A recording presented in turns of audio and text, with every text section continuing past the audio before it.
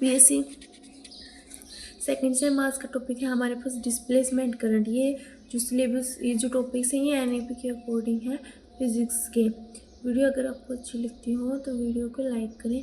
आज का टॉपिक है डिस्प्लेसमेंट करंट। डिस्प्लेसमेंट करंट क्या होता है कि this is the type of current which arise due to this changing electric field. ये इस टाइप का करंट होता है जब चेंज हो रहा होता है इलेक्ट्रिक फील्ड में।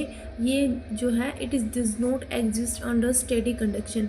ये जो डिस्प्लेसमेंट करंट है ये स्टडी कंडक्शन के अंदर नहीं आता है। Displacement current flow no other property of current, this is being current only, it is producing magnetic field। Displacement current जो होता है वो ओनली प्रोड्यूस होता है मैग्नेटिक फील्ड में। जब मैग्नेटिक फील्ड चेंज होता है तब जो करंट होता है वही हमारे पास डिस्प्लेसमेंट करंट होता है।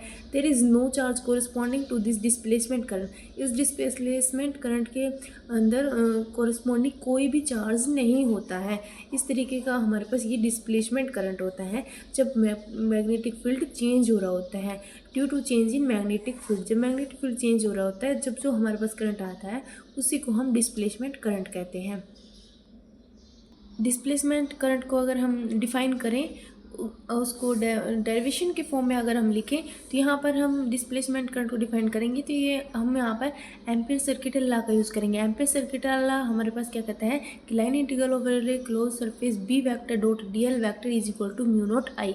अब हमने पढ़ा था कि आई जो है वो इक्वल होता है surface integral of J vector dot D S vector, और यहाँ पर बी जो है वो म्यू नॉट एच ले सकते हैं। तो इसको हम लिखेंगे कि line integral of mu naught H vector D L vector is equal to mu naught surface integral S J vector dot D S vector. तो ये हमारे पास म्यू नोट से म्यू नोट कैंसिल हो जाएगा। Line integral of close surface H vector D L vector is equal to surface integral J vector dot D S vector. आगे हम अगर स्टोक्स थ्योरम का यूज़ करें तो स्टोक्स थ्योरम का यूज़ करके इसको हम लिख सकते हैं कि surface integral of divergence of H vector D S vector is equal to J vector D S vector. Divergence of H vector equal होता है जे वेक्टर के, डी एस से डी एस कैंसिल हो जाएगा, divergence of H is equal to हो जाएगा जे vector के। इसको हम इक्वेशन 1 पुट कर लेंगे। दोनों साइड हम डाइवर्जेंस लेंगे तो ये हो जाएगा डाइवर्जेंस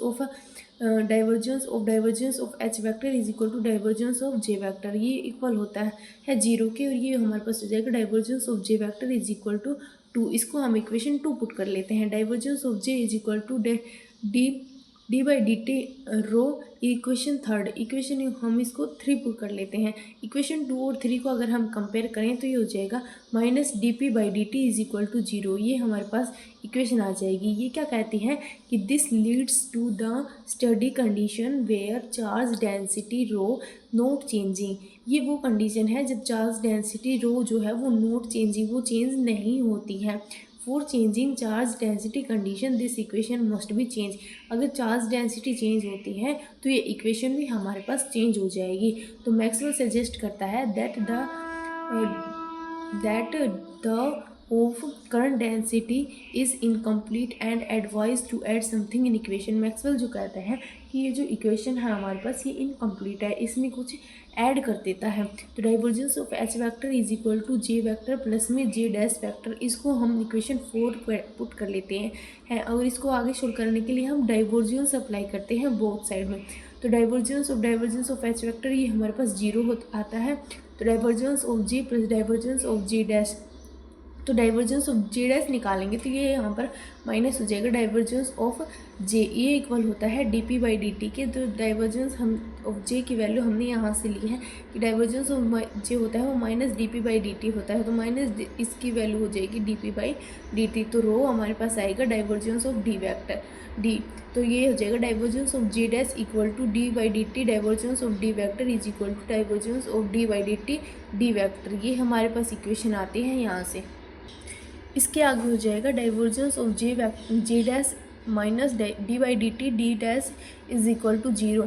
जो जे डैश है हमारे पास D by D T D dash, जो यहाँ पर डी डैश है वो मैग्नेटिक फ्लक्स डेंसिटी है। तो divergence of H vector is equal to J plus D V by D T D vector. तो आई जो है हमारे पास होता है line integral J vector dot D S vector. I note की अगर हम बात करें तो ये हो जाएगा J dash dot D S vector.